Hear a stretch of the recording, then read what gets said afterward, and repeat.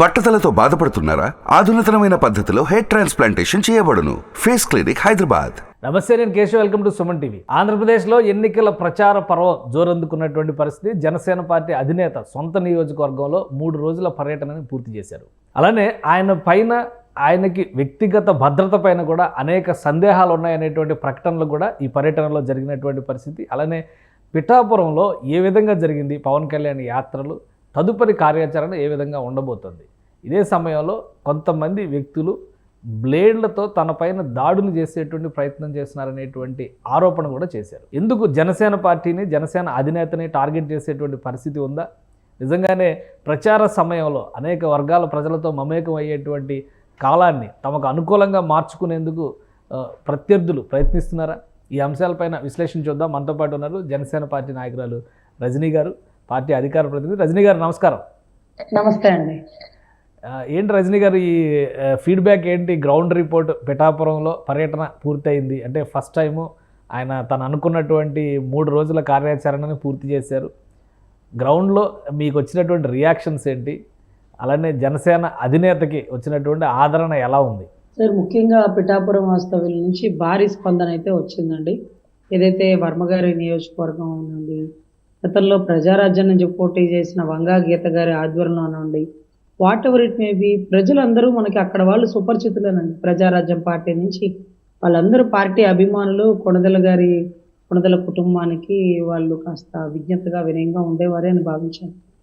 ఇక్కడ ప్రాబ్లం ఎక్కడొస్తుందంటేనండి, ఇక్కడ వర్మ గారు, పవన్ కళ్యాణ్ గారు కలిసిపోయి ఒక అడుగు ముందుకు వేసి, ఆయన మా పార్టీ ఆఫీస్కి మంగళగిరి వచ్చి అన్నయ్య చేతులు పట్టుకొని వర్మ గారి ఇంటికి మా అన్నయ్య వెళ్ళి, ఇదంతా జనాల్లోకి బాగా ఎక్కుతుంది. వీరిద్దరూ కలిసిపోయారు, మన ప్రయాణం కలిసేనని తీర్మానించుకున్నారు.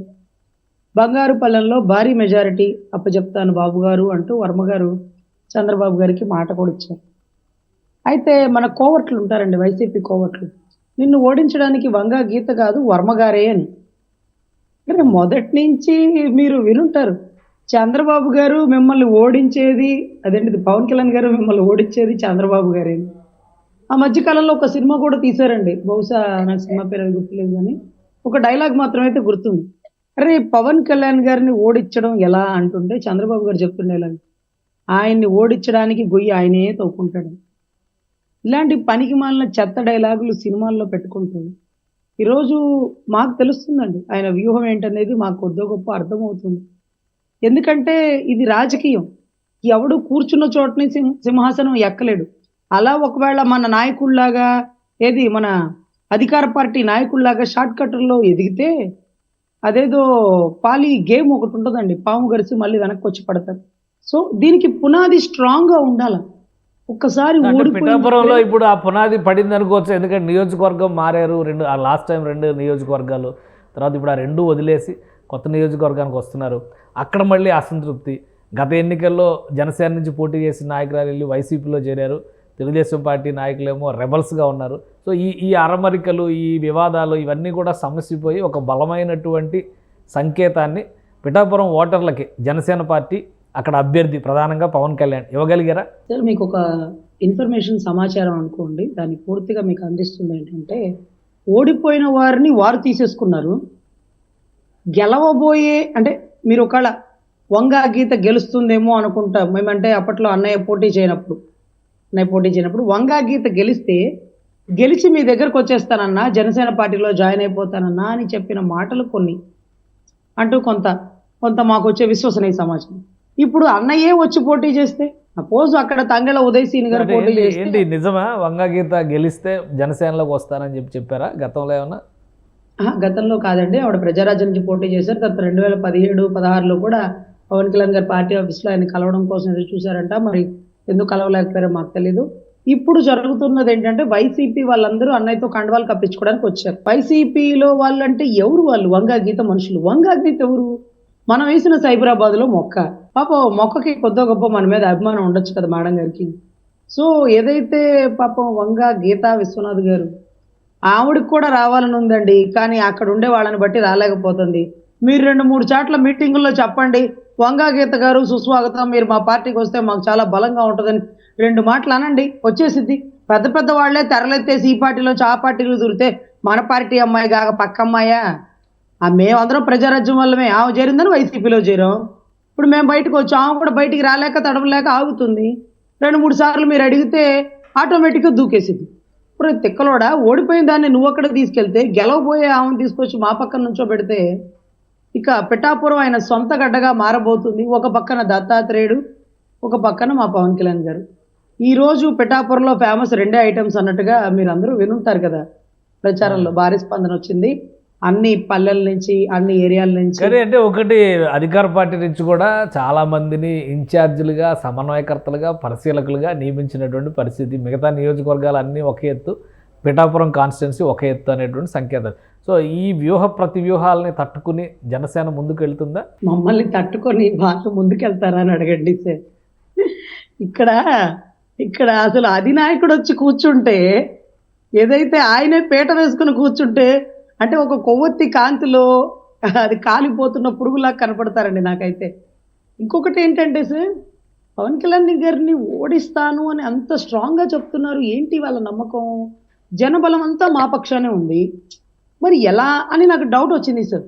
నాకు అందులో ఇంకా గట్టి డౌట్ ఏంటంటే, ఎవడన్నా నేను గెలుస్తానంటాడు పరీక్ష రాయక ముందు, నాకు మార్కులు వస్తాడు, 100కి 100 వస్తాయని ఎలా చెప్తాడు సార్? పేపర్ ఏమైనా లీక్ అయిందా? నాకు అలా భయంగా ఆలోచనగా ఉండేదండి. జగన్ గారు ప్రశాంతంగా ఉన్నా నాకు తుఫాను ముందు ప్రశాంతతలాగే కనపడుతుంది. అందరూ వ్యతిరేకత వచ్చింది, మేము గెలిచేస్తామన్నారు. ఆగండ్రా బాబు, జాగ్రత్తగా పనిచేయండి, అతన్ని అన్ని రకాలుగా ఆలోచించాలి, అతని వ్యూహం మనకు అందదు అని అనుకుంటూనే ఉంటారండి. నిన్నటి రోజు ఒక వెహికల్ పట్టుబడితే దాంట్లో జగన్ గారికి సంబంధించిన టోపీలు, బ్యానర్లు, ఈవీఎం మిషన్లు కూడా వచ్చినాయి. కేశవ్ గారు, ఈవీఎం మిషన్స్ అంటే మనం కొంచెం అమాయకులం కదా. ఈవీఎం కనపడగానే పవన్ కళ్యాణ్ గారికి అని గుద్దేస్తాం.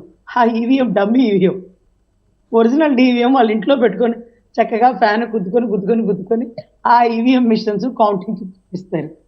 ట్రైనింగ్ ఏమైనా ఇస్తున్నారా, లేదంటే ప్రజల నాడిని తెలుసుకునేటువంటి ప్రయోగంలో భాగంగా అలాంటి ఈవీఎం మిషన్లు తెచ్చారా? లేదు సార్, వాళ్ళ ఇంట్లో వాళ్ళు గుద్దేసుకుంటారు, దాన్నే కౌంటింగ్ పంపిస్తారు. మేమేం చేస్తామంటే అటు ఫ్యాన్ చూడంగానే అయ్యో ఫ్యాన్ గుద్దకూడదు అంటూ గాజు గ్లాస్కి గుద్దుకుంటా కూర్చుంటా ఉంటారు. కానీ మనం ఎటు గుద్దినా ఫ్యాన్కి వెళ్ళిపోయేలాగా పెడతాడేమో కనెక్షను. లేకపోతే మనం ఒకవేళ గాజు గ్లాసుకి గుద్దినప్పటికీ ఈ మిషన్ డమ్మీ మిషన్స్ ఏమో, ఒరిజినల్ మిషన్స్ వాళ్ళ పార్టీ కార్యాలయంలో ఫ్యానే కొద్ది మళ్ళీ డౌట్ వస్తుందని మధ్యలో. అంటే ఎలక్షన్ కమిషన్ అధికారులు, యంత్రాంగం, వ్యవస్థ ఇవన్నీ ఉన్నాయి కదా. ఆల్రెడీ నిన్న ఒక పెద్ద షాక్ ఇచ్చారు, అంతమంది ఎస్పీలని ట్రాన్స్ఫర్ చేశారు, అధికారులను బదలాయించినటువంటి పరిస్థితి ఉంది, ఎన్నికల విధుల నుంచి తప్పించినటువంటి పరిస్థితి ఉంది. సో ఇవన్నీ కూడా ఉంటాయి కదా, ఈ అబ్జర్వేషన్స్ ఉంటాయి కదా. ఈవీఎం మిషన్స్ ప్రజలకు అవగాహన కల్పించడంలో భాగంగా ఏమైనా తీసుకొచ్చారు అనుకోవచ్చు కదా. అవగాహన ఎవరు కల్పిస్తారు సార్? ఎలక్షన్ కమిషనర్ కల్పిస్తారు. రాజకీయాల్లో పోటీ చేసేవాడు ఈవీఎం మిషన్ తీసుకురావచ్చా? దాన్ని ఇలా గుద్దండి అలా గుద్దండి అని చెప్పాలా? ఈవీఎం అన్న ఈ సంవత్సరమే డౌన్లోడ్ అయిందా? ప్రతిసారి దాంట్లోనే కదా సార్. ఏదో జరుగుతుంది, ఏదో చేయాలనుకుంటున్నాడు, ఏదో చేయబోతున్నాడు. ఈరోజు ముఖ్యంగా మన టాపిక్ ఏంటంటే బ్లేడ్తో దాడులు. అసలు ఇవాళ రోజు మాది ప్రోగ్రామ్ ఉందండి తెనాలిలో, ఏదైతే పవన్ కళ్యాణ్ గారి ప్రోగ్రామ్ వస్తుందని అందరం రెడీ అయిపోయాం. చివరి క్షణంలో ఆయన అస్వస్థతకి గురైనారు, రాలేకపోతున్నారని కబురు వచ్చింది. నిన్న మొన్న 2 రోజులు బ్లేడు దొంగలు తిరుగుతున్నారు, ఇలాగా గాయపరుస్తున్నారు అంటూ జరిగినటువంటి విషయ సమాచారం.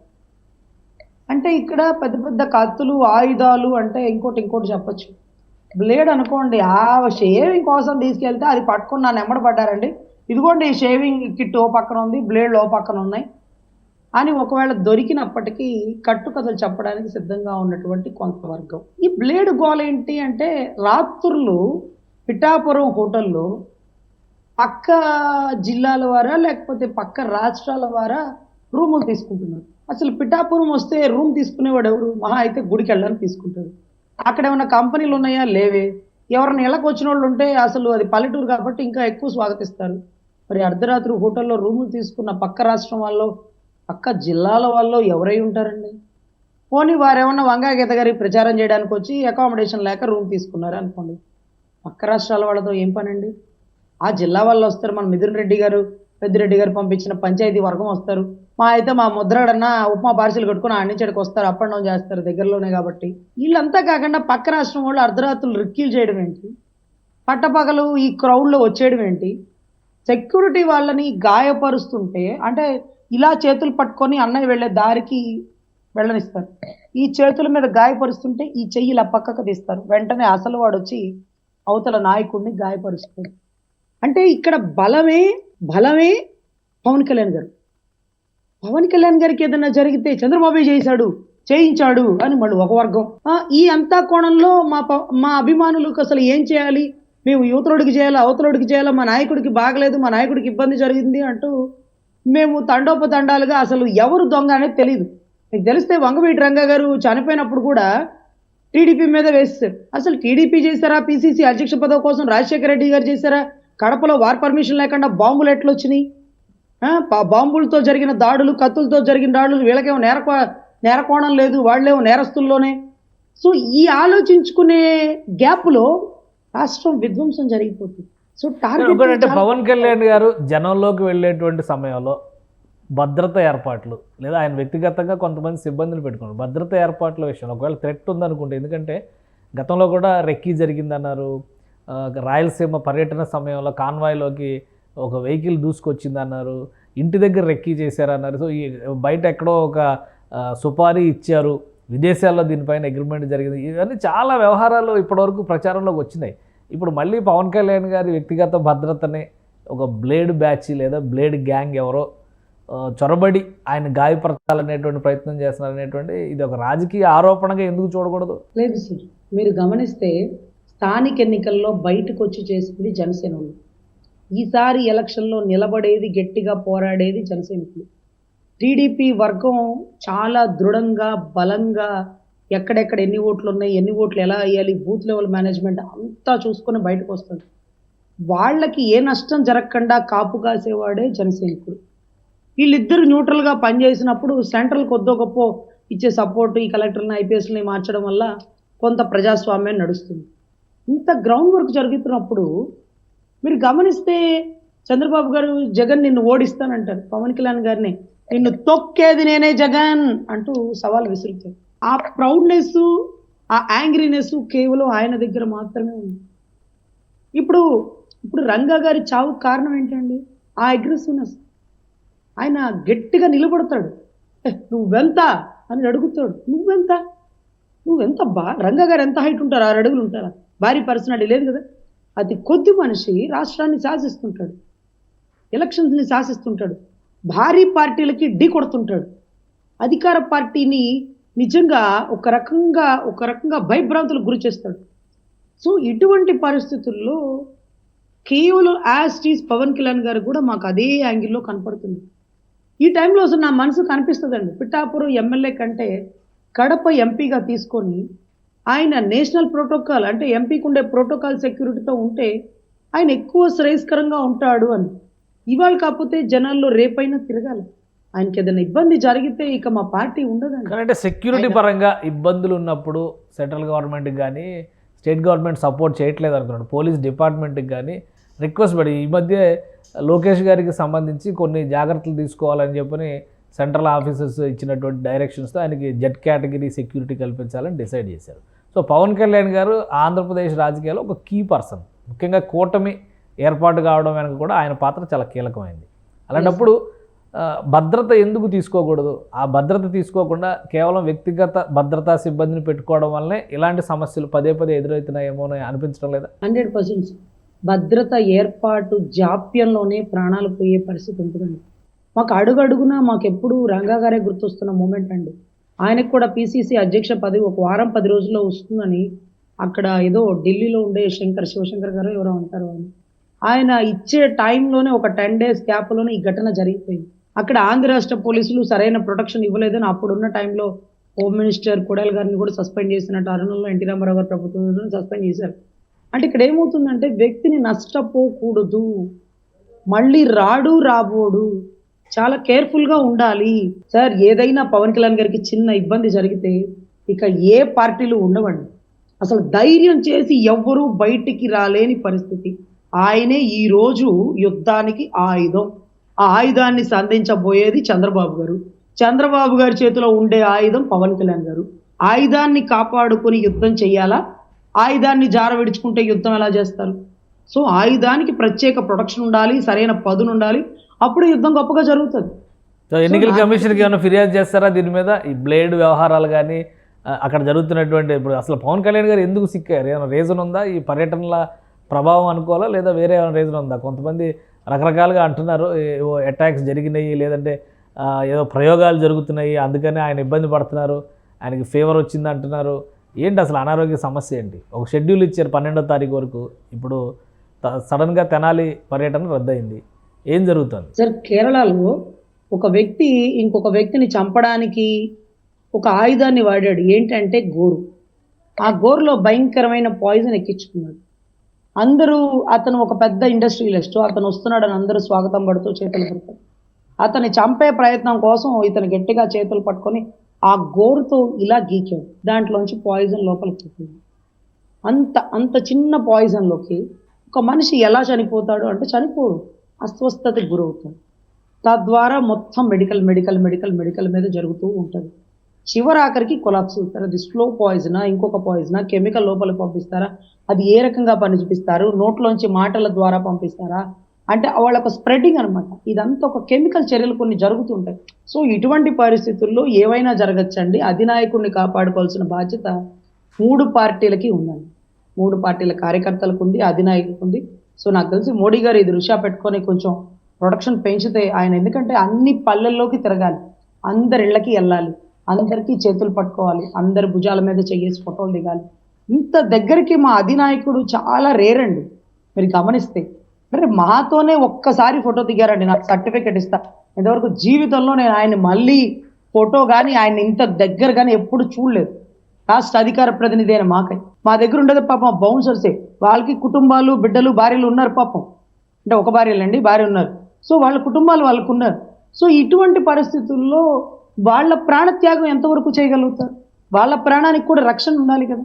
ఇదేమన్నా ఎలక్షన్ కమిషన్కి ఫిర్యాదు చేస్తారా ఈ పరిణామాల మీద కానీ, ఆయన అస్వస్థత మీద కానీ ఏమైనా రిపోర్ట్ కానీ, హెల్త్ బులెటిన్ కానీ రిలీజ్ చేస్తుందా జనసేన పార్టీ? ఎందుకంటే 12 రోజులు షెడ్యూల్ ఇచ్చారు, ఇప్పుడు తెనాలి పర్యటన రద్దయింది అంటున్నారు. తదుపరి పర్యటనల పరిస్థితి ఏంటి? దీని మీద ఏమైనా క్లారిటీ ఉందా? సార్ తెనాలి పర్యటన చాలా ఇంపార్టెంట్ సార్. ఆయనకి ఏటుగా అంటే మాకు మెయిన్గా కీలక వ్యక్తి 2 నెంబర్లో ఉండేటటువంటి వ్యక్తి నాదెండ్ల మనోహర్ గారు. ఆయన గెలవడం కోసం ఇతను అంటే మా సార్ వచ్చి ప్రచారం చేయడానికి అనేది చాలా ఇంపార్టెంట్ షెడ్యూల్. ఎంతో పెద్ద ఇబ్బంది అయితే తప్ప దాన్ని క్యాన్సిల్ చేసుకోరు. ఆ ఎంతో పెద్ద ఇబ్బంది ఏం జరుగుతుంది? ఎందుకు మనిషి కూడా చాలా డల్ అయిపోయారు. మాకు జనాల్లో తిరుగుతుంటే ఆయన ఫేస్లో గ్లో లేదండి, ఎక్కడో బాగా లోగా ఉన్నట్టుంది, నీరసంగా ఉన్నట్టుంది, ఎండలకి వానలకి. ఆయన కష్టపడుతుంటే నాకు అనిపించిద్దండి, వద్దన్నా ఎంపీగా పోటీ చేయన్నా, క్యాబినెట్ మినిస్టర్ అయిపోవన్నా, సెక్యూరిటీగా ఉండన్నా, నువ్వు ఏదో ఒక మూల బాగుంటే చాలన్నా, ఇలా జనాల్లో తిరగాల్సిన పని లేదు, నువ్వు ఉన్నావన్న ధైర్యంతో మేము ఇక్కడ కాళ్ళు రెగరేస్తామన్నా, నువ్వు ఆరోగ్యంగా ఉండాలా, హ్యాపీగా ఉండాలా, ఎక్కువ కాలం ఉండాలా. ఇలా జనాల్లో తిరుగుతూ ఇతను అవతల తక్కువ అంచనా వేయడానికి లేదు. కాబట్టి ఆయన సెక్యూర్ ప్లేస్లో ఉంటే బాగుంటుంది, ఒక క్యాబినెట్ స్థాయిలో అనుకుంటాం.